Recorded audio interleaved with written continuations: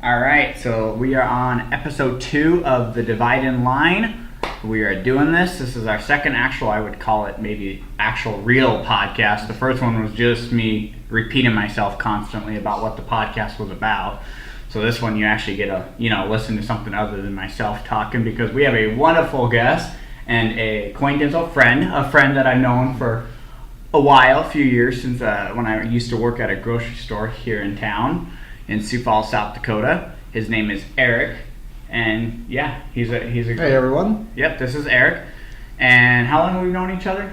Oh boy, probably at least a year, if not a little more. Yeah, because I've been at my job for 2 years this June. So, 3. Time does fly. So at least 3 years. Where does time go? I know, right? Exactly. So Eric, you're from where are you from originally? I'm originally from Minnesota, small town of Hanska, which is about 300 people rounding up. I'm more likely around New Ulm is probably more the area I'm from. It's about 2.5 hours from here. I moved here in 2006, and I've been here ever since. So. Okay, Right on. So Minnesota native, but now live in Sioux Falls. Now in South Dakota, yeah. All right, and Sioux Falls is considered to be your home. Oh yeah. All right, definitely. Awesome. What brought you to Sioux Falls? I work and friends. I had some good friends from South Dakota, or from college, that lived here, moved here, and everything, and so that was part of it. I was really unhappy where I was, and I really didn't know anyone where I was, and so things weren't really clicking where I was at.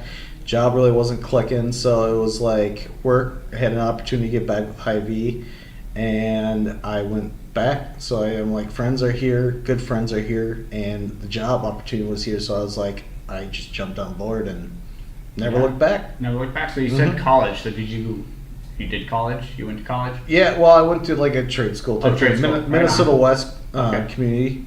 I went to the first year. I went just for generals, and I played football. And then my second year, I transferred to another Minnesota West campus, and I went to school for a 9-month program of meat cutting. And that's so I went to the meat merchandising program, and I went to that and graduated out of that. Well, you did more school than I've done, so got that going, right? Got that going. All right, so and then you kind of briefly, and I mean just from your Facebook posts and all, you are into being self-employed. You enjoy pursuing. I'm pursuing that. We're working on that right now. Working on that right now. Absolutely, yes. All right, and what are your goals? Like, I guess, what do you want to get into being self-employed? What is kind of the... Basically, the biggest thing is time freedom. And it's one thing because I want to be able to travel, go see family when I want to see them, and just go, have to be able to travel, because that's one of the things I'd like to do, and I haven't been able to do much. So that's one of the things. Helping people, that's another reason I wanted to get into it, and kind of just finding my passion of my own way of helping people through that. And so it's a work in progress, but, just got to give it some time. Right. Keep working at it, Right. Do you think, I guess that seems like that's kind of everybody's desire, is to have their own control of their own time and control of their own, I guess, their lives to a degree, and their destiny, if you want to call it that. You said earlier, when while we were talking, you mentioned how, that was your goal. Do you think that that's kind of the idea of most Americans, that they want that freedom, that they want that control of their lives? Yes, but some are just too afraid to take the jump, take the risk to do it, because they're like, well, what happens, if it doesn't come? Well, then if mine doesn't come, if they do, all the doubt shows up. I think it holds them back from really going and accomplishing what they really can do. And I think some people the doubt is so overwhelming enough that will just hold them back. And some people are just good enough or happy with that. They're just going to work. They find a place and they're happy with it, and that's okay too. Right. And if they're good with that, cool. But there's other people I know that just have that. I think that desire, to do more, but the doubt gets to them, and it's a risk, it's a chance, but I think it's better at the end of the day when it's your time. And I think at old age, I'd rather look back and say, man, I'm glad I took the chance, instead of saying, what if I did that? Right. And to me, that's just where I'm at. I think you just got to take it. Yeah, it's scary. There's no doubt about it. There's some fear with it, but I think in the end it'll be worth it. Just taking the chance and going for it. Yeah, absolutely. And so I guess what is the field that you want to pursue being self-employed? What are you looking, are you out to sell products? Are you out to, what are you Yeah, gonna do? eventually what we're going to do is, me and a couple friends, we're going to get an online company. We're looking to go, which will help with health in ways, and in like sleep and just different things like that. And then I have another one that I'm actually meeting with a friend to talk about. Is some nutrition supplement type thing that's personalized to you. Okay. And that type of thing. So it's about all, in the end, like, it's all about like really health, nutrition, Right. and just bettering yourself and type thing that way. Yeah, and then to my understanding, at least unless I've been misinterpreting all your Facebook posts, you are huge into CBD oil. Very much so. Very much. Very much so. Can you tell me just briefly, just for the simple listener, what CBD oil is? I guess I should say what CBD is. It comes from industrial hemp, and it's cannabis oil is what it is, and everyone has an endocannabinoid system, and we're built with it, and we're born with it, and basically when we get it, those things flare off, and it just helps us. Basically, the CBD is made from hemp, and it doesn't get you high. That was the big thing, because Right. this is how uneducated I was at the beginning of it. I was someone talked to me about it, and I'm like, I don't want to do it because I don't want to get high. And they're like, you And don't. I think that's what like most people respond with. I don't say Americans, but people in general respond. I know that was my reaction before I even knew about all Right. that. Was like, you hear CBD and you Right. automatically think you're gonna get high. I'm like, I have no desires to get high. People that smoke get high, cool. But I'm like, that's not me, not my scene. And it's like, well, you don't. I'm like, okay. And they're like, so what happens with it? And they're like, well, it helps with everything: sleep, pain, anxiety, frustration. And I'm like, me, when I had first started taking it, it really did help. I got the best sleep I ever got. My anxiety after about a month was gone completely, which was absolutely incredible. 'Cause before this, I guarantee you, I would not be on the camera doing a Facebook Live or anything like that, because Right. I would get so worked up. Or a podcast. Even a podcast. And my frustration actually went down, because I noticed, like, at work sometimes I would really stress, and I noticed at times when I would be stressed, I no longer was. Right. And so I was just learning. I was figuring I was enjoying the day more, and I was happier, and that did it all for me. And I've seen it do more, like people with back pain and no longer get off their meds, and we're able just to take that, which is a healthier thing because there's no side effects with it. Right. And so it helps out with many different things. So that's basically what CBD is. So why? I guess I should ask before we dive into other questions. Yeah. Why does?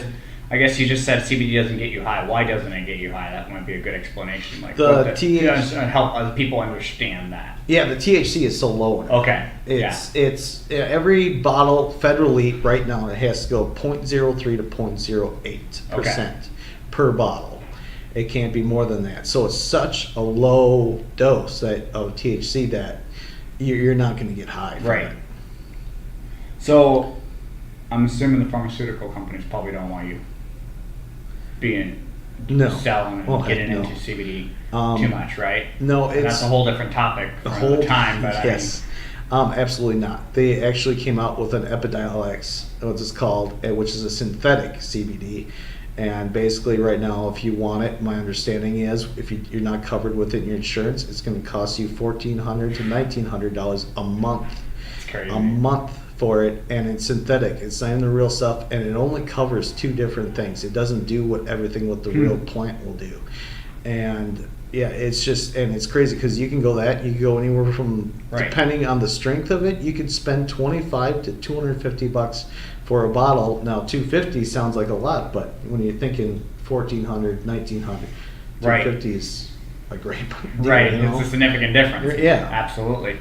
And I guess before you even go even further is to understand, like Colorado, for example, those places that have legalized marijuana. What is the difference? I guess, is there a difference? Like you talk about getting high, but then you also talk about you talk about CBD as well, being healthy for you. So I guess you can maybe explain that a little bit better to our listeners. Like, are you referring to legalizing, is it like medical marijuana basically that you're referring to legalizing, or is it specifically, are we just talking about CBD, I guess? I would love not just to see CBD legalized and hemp legalized for numerous reasons. On top of that, I'm still on the fence when it comes to recreational smoking Okay. of marijuana.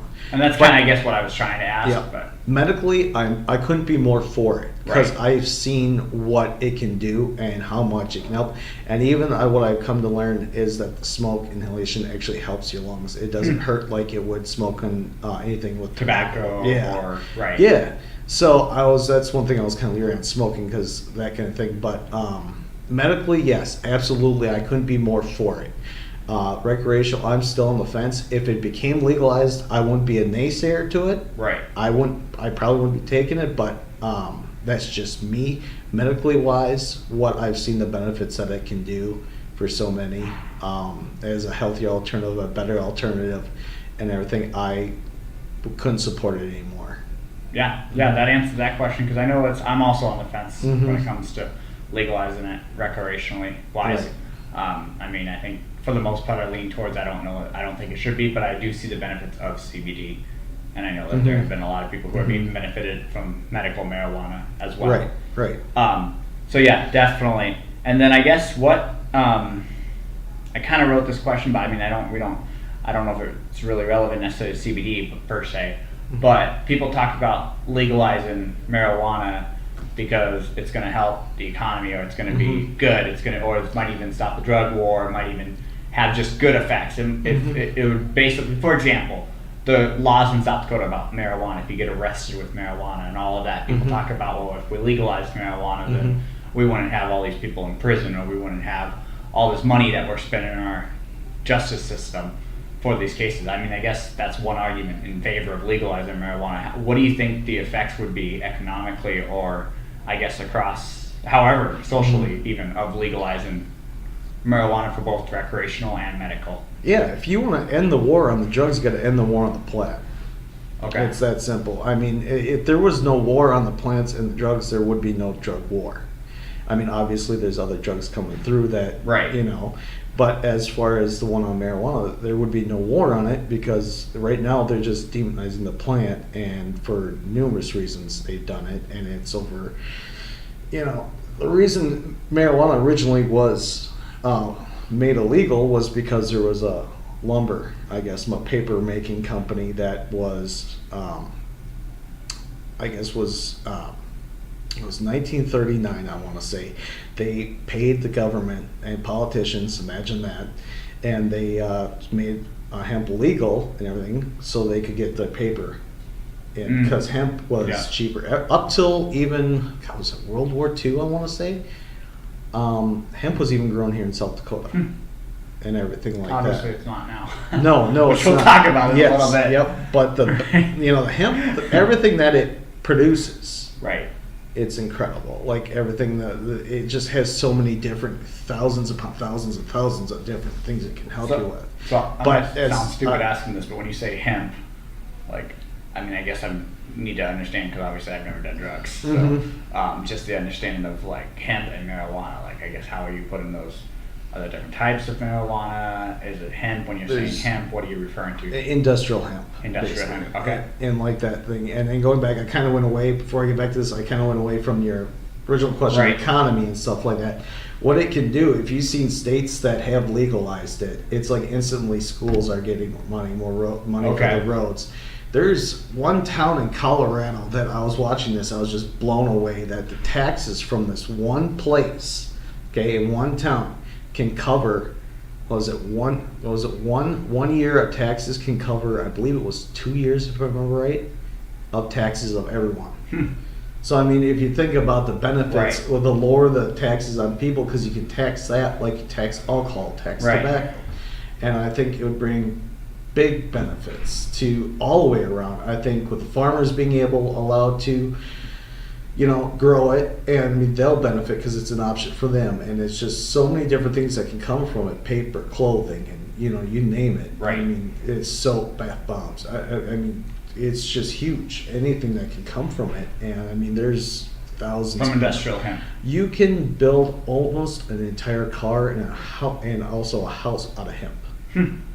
Yeah, I you could wasn't aware of almost do that. Yeah, That's- there is a car that was built completely as much as it could be out of hemp right now out there. It has so many different things that it can help with. It's not just an oil that Right. it could do, and it needs to be legalized because, like I said, it could bring business, it could help people, the paper, everything you can get out of it. It's absolutely incredible. Yeah, absolutely. One plant can do all of that. It's amazing. Right. And even thinking about the states that legalize it economically, I've heard about that's definitely helped. But then I've also heard, I have other friends or I guess acquaintances that have said about how socially legalizing recreational marijuana in Colorado and these places is not a good idea because you see the decline in society a little bit, maybe people more lethargic, etc. But I feel like we don't hear a whole lot about that. Maybe I'm wrong. I think like the one, like someone said in South Dakota, or not South Dakota, excuse me, Colorado, when they legalized it, they said everyone was, all the homeless is going in right now because of all the people moving there and the jobs, and they can't support because the rent is going up and everything like that. And so what they wanted to do was blame all the pot smokers and everything. Right. And that just was not it. I have a friend out in Colorado that I Okay. spoke with, and she says otherwise. And so basically, what it is, the recreational, to me, it's safer Okay. than alcohol. Alcohol. Look how many people die a year. Right. To Drunk me, driving. to me, Right. I'd be more for a bar where people will go and smoke a joint than go drink. And anyone who knows me, I do drink, but I'm like, I will not drink and drive. But more people and die from it every year, get killed from it, Right. and other people kill other people not intentionally with vehicles, every year with it. And to me, marijuana is if I had to choose between the two, which one I'd be more for? Well, it'd be marijuana, hands down, because I just think when you get more relaxed and you get hungry, and when you smoke, and when you don't, when you drink, and then Right. so that's it. So. Yeah, well, that makes sense. Yeah, that Mhm. helps. I have my own views. I'm not sure if I agree with recreational or not, Right. but that's okay. Every person's entitled to their own view, right? And Right, I have you on the absolutely. show because you have a different perspective than what I have. So I think that's kind of like the Right. dividing line, right? It seems Right. like the right has a lot of at least conservatives, or especially on the right, tend Right. to be against legalizing. But before we started recording, you said you were an independent, or you said you were kind of, I guess you don't necessarily, you made a comment that you disagree, or you don't agree with everybody on any side 100%. I think that's what you said. Right. I'm definitely independent. So, like, if there's a candidate that ran for president that was a Democrat, I like what they said. Right. And I don't think there's one candidate out there that you'll ever agree everything on. It's who I mostly agree with, I will vote for, and it doesn't matter to me.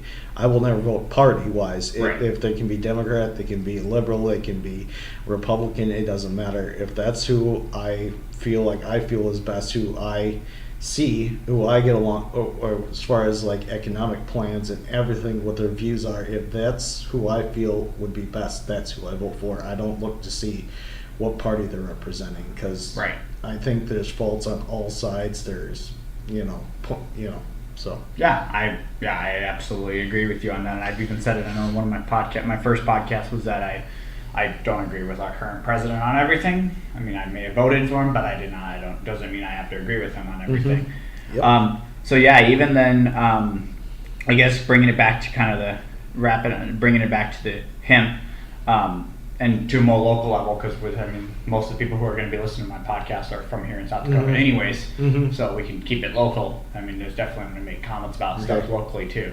So I guess bringing it to a more local thing here in South Dakota, you mentioned earlier in our interview that hemp was grown in South Dakota up until World War II. So I guess why did it get stopped from growing in South Dakota? Do you have any idea why? Have you heard? Honestly, why it got stopped, till this day I don't know. Okay. I think it's That's fair. because I think it was it got illegal, and it made illegal, and it trickled down to here. I'm not 100% sure why then it got stopped. But what I do know is that why it's not being allowed. I'm not 100% sure, but I have pretty good idea why it's not allowed now. So you're saying it's not being allowed now, and for those who are listening who maybe haven't followed the news at all, I know that we have our governor, Noam, in office, who, by the way, on a side note, I think she's going to be a one-term governor personally. I think that even people on the right can agree. I mean, I voted for her mainly because I'm on the right, but I'm not a fan of her. I voted for her reluctantly. I think we had a lot of other better options out there. But anyways, that's a whole different side rant. But I think she is going to be a one-time governor. Yeah, even from people on the right. I have a friend of mine. They're conservative, and they were like, "Yeah, I don't think she's going to last in office. Honestly, I just think she's made enough people mad on both sides with all of that. With the hemp, right? She turned down hemp. So can you explain that situation? Well, what happened was she campaigned. Well, she campaigned on it, said she was for it and everything like this, and supported it and everything, and supported farmers with it and everything. And then she gets to office and then says no. Which is interesting because she's a farm. Rancher. She's a rancher. And so basically, the farmers felt like they were just left hung out to dry because they were, and it's unfortunate. Farmers are hardworking people. Yeah, they're the backbone of this country. I know a few farmers. And when they thrive, we thrive. It's that simple. And they deserve to have all the options they want to thrive and go. And this is something that could, we have amazing farmland here, and it can be grown, and they could do it. And it's just the fact that they're denied it. And then, with Noam making false posts on Facebook, which I've seen, and just trying to push the anti-hemp for her, what she was in the video that she made, it was so ridiculous. I laughed. How she said how the drugs, the canines, when they are from cops, are going to see it. And then the video, if you watched it, you'll see the dog going into the room where they had a bowl, I guess, or supposedly supposed to be CBD or hemp or something, whatever, hemp. And the handler actually had a point to it for the dog to even go over there. Otherwise, the dog wasn't even going to notice it. So, it was just laughable how it's just one lie after another. And it's just turned a lot of people away. Like you said, her own party, there's been people that they felt like they've been kind of hung out to dry. What their stances on everything now. My view is that she's only out for herself and getting her own, and she's ignoring the people. Like, there's some people that were emailing her about hemp and the CBD issue, and she actually turned them into to police and considered it harassment. And so people are getting called, and it's like, if you're being respectful and bringing it up, at that point, it's like, well, that's freedom of speech. I mean, they have the right to write the governor. I wrote the governor about something and she has claimed she was being harassed, and it's like, come on now, come on. And so when she did that, it just it just made a lot more people unhappy with her. And this is kind of a side topic a little bit, but it is kind of related too. I know Noam, she's, at least in my opinion, and every person's entitled to their own opinion. In my opinion, I think she's big into Washington. I think she's more out for the federal, more out for the Washington than she is for South Dakota. That's how I felt when she started running. Do you think that this would be an example of why? Do you think that there's connection that she feels like if she was to legalize hemp, that would be a threat to, I guess, the pharmaceutical, and I guess to nationally? Everyone that's paid her campaign, absolutely. I think she sold us out. It's plain and simple. And it's not just the hemp thing that has me unhurried. I mean, you look at what she did to the tribes.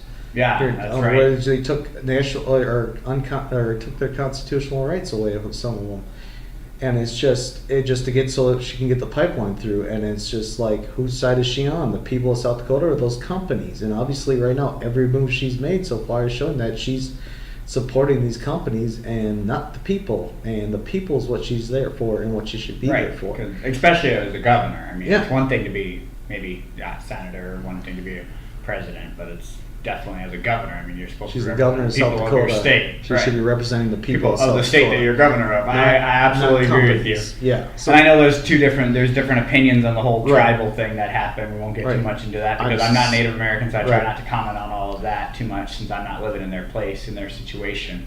I mean, I have my own personal thoughts on that, like them wanting flood help, but that was a little kind of weird that they still wanted flood help.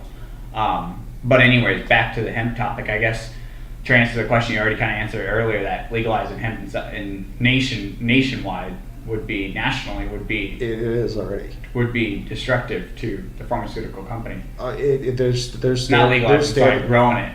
gosh, 46 states I think are already legalized. To Okay. do it. To our neighbors in Minnesota, they can grow industrial hemp. They're going right Okay. now. My last time I checked, from what I hear, they are working on a bill to legalize not just medical marijuana, but recreational on the same bill. They're trying to push through. Last time I heard, now that could have changed. That stuff gets amended and changed all the time. But from my understanding, from what I heard, that in fact is something that they're trying to push through. So they're already way ahead of us, and it's unfortunate for the farmers, man. Here, like I said, you can grow the hemp, and they're falling behind because, dude, North Dakota, I mean, they just decriminalized marijuana, and there, oh gosh, in Nebraska, they were for a while illegal with CBD and hemp. That's legalized now. I don't know if you can farm it, but I know you can have it there. And it's just other places that, like I said, it's just going all around, and it's just like we're just being like left in the dark, and we're like in the dark ages. And everyone else is progressing and adapting to it, and we're just being, like set in old ways, and some old ways are good. Right. But this is like something you got to wake up, because people are being. I mean, my biggest thing is this: there are children, there are people that are suffering right now and are in pain. The pills do not work for them, and they sit, and every day they're in freaking pain, and that just gets to me. And hemp will work for them. Right. Hemp will take that pain, and it's healthy. There's no side and it's effects. more cost. It's a lot cheaper, right? Yes, Than what yes. current man. And you think about it, a lot of people talk about free healthcare and universal healthcare, which don't get me started. That's a whole different topic. But, Yeah. but I think hemp, tying it back into that kind of the point of this podcast, I guess, hemp would to a degree. I mean, yeah, we obviously healthcare is a whole other topic, but I think when people talk about all the costs of healthcare and everything, I mean, I think it just based on what you just told me. I mean, if hemp was more popular and more known and legalized in Right. all 50 states and that, Right. then we would see a difference in the healthcare. We'd see less cost. We'd see all of this because people wouldn't need to go to doctors as much. People wouldn't need all these medicines. Does that sound correct? Is that Yeah, not? I think so, and I mean, the people deserve to have that option. Right. I'm not saying it should be like it's pills or that, or Right. they should have that option out there to go to either or, to have. And right now they're being denied that. And it's I kind of the think same with that's the farmers, unfortunate. right? Be the option to grow or not grow. I mean, nobody's making the farmers There is grow no it. option right now. Right, there They isn't don't an have option. an That's the whole option. thing in South Dakota. Like, There there is no option. There should be. They should be given Right. a chance. If they want to fall flat on their face trying to grow it, they should have that Right. option. I mean, that's and if they don't their want to grow it at choice. all, that's okay. They can choose not to, right? Yep. I think If that's they what it want to comes grow back and to. succeed, yeah. So, Definitely. is this a state issue, you think, individually in the United States, or should should hemp be considered legal to grow in all 50 states by, another executive order by our wonderful Federally, president? No, federally. What do you think? Federally, it is. I think It it's is. now it's down to state choice, and Okay. right now 46 states do have it legal where you can grow. Okay. So, it just gets me going. Like irks at me. Like I know, why I've can't noticed. why can't it just? I just don't. There's not. People will be nothing but benefit from it in so many ways. Like economically, business would come in. You can bring business in. You can employ people, and then Right. that will help. Farmers will go. They have the option with that, and all the products that this could produce. It's just incredible what it could bring. And it's just not happening. And the longer we wait, the other states all around us that are legalizing this and going with it, they're going to get connections with the companies, and we're far behind, and we're going to be playing catch up if we can even catch up. Right. And that's the unfortunate thing. So, that's basically kind of what we're talking about today is legalized, I guess. Yeah, the CBD marijuana, thing. CBD. Yeah, the CBD thing. What really gets me is there's someone, I'll say about 4 weeks ago, Okay. was in the airport and was going through and got busted with the bottle of CBD. Now they're looking at 2 years in jail and a $4,000 fine for that bottle. Okay. Do you know where that was at? It was at our airport. Was it here in Sioux Falls, Yeah. Joe Fott? Okay. Yeah. Right So at the it airport. was there. Yeah, it was. And so now they're looking at that for CBD. It's something that doesn't get you high. Right. And here's the thing: it's a felony for that, and it doesn't get you high. There's nothing Right. psychoactive. It's a non-psychoactive thing. Marijuana is a misdemeanor.